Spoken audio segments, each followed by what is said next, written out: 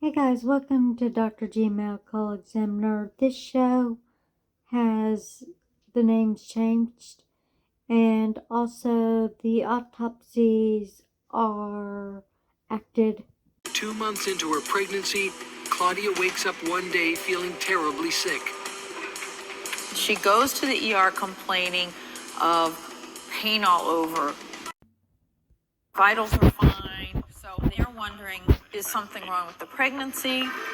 The doctors do an ultrasound test that shows the fetus developing normally. They can't figure out what's wrong with her. They send her on her way. But the next night, Claudia is still in pain. She races back to the ER. They send her to a mental health hospital. She goes to bed and she doesn't wake up. And quickly notices something alarming. She's got frothy fluid in her nose and her mouth. That's from the buildup of fluid in her lungs, what we call pulmonary edema. That can be from several things. It can be a heart failure. It could be some neurologic event. She doesn't have a ruptured ectopic. That's good she didn't have an ectopic pregnancy. She's got a well-formed fetus about an inch in size in an amniotic sac, and that looked to be going well. Let's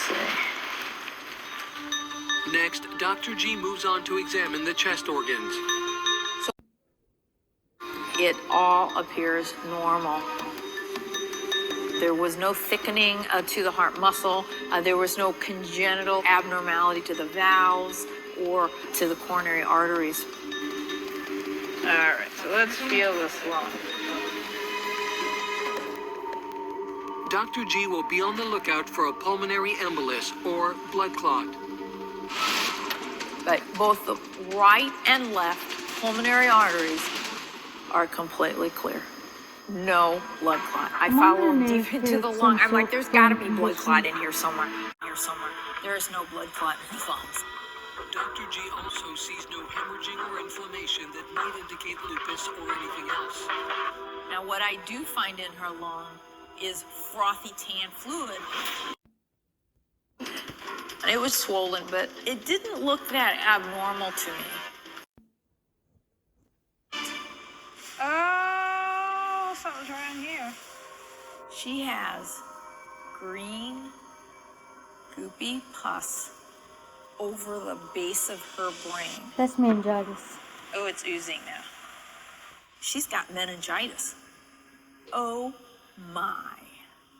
That was lightning out of the blue. And in a few days, she has them in her hands. I was anxious to see what the cultures grew. And when I look, I'm like, wow, I am shocked. This was unexpected, totally unexpected. Claudia is sent to a mental health hospital. Doctors find nothing physically wrong with her. Her vitals were completely normal. She had no fever, no headache, no stiff neck. Those are what would you typically have symptoms of with meningitis. She did have some generalized lower abdominal pain, which she was having for days. But I don't think any of her symptoms in those first 2 ER visits were any way related to this meningitis. Me either. You don't get pain in your lower abdomen from meningitis. Well, there's your sign I'm Irish. I got pale when the light from the ceiling from my lamp and window ended up hitting me at the same time. Speaking of Ireland, that's where my last name is from. I'm not fluent in it, but I know some. Tashi Egscrib. What I said in Irish was she's writing.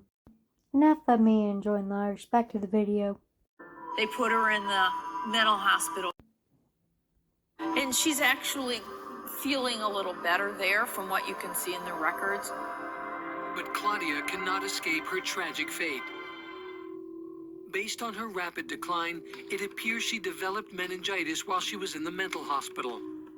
Dr. G knows from the cultures Claudia's meningitis is from a bacteria called Group C strep.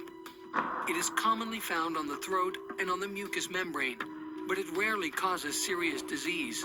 She could have contracted it anywhere.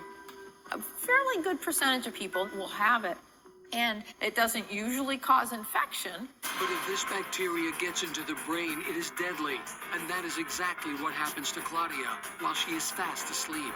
And this bacteria makes its way into the cerebrospinal fluid. How it gets there is unknown.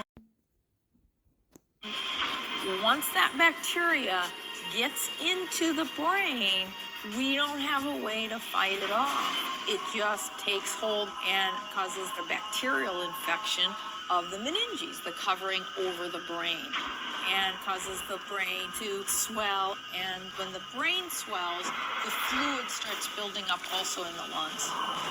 Then you can get that froth coming out of her oral cavity. Finally, the brain can no longer send signals to the rest of the organs. They shut down one by one. Before she could even complain of a headache. This type of meningitis is rare on all levels. It's sad,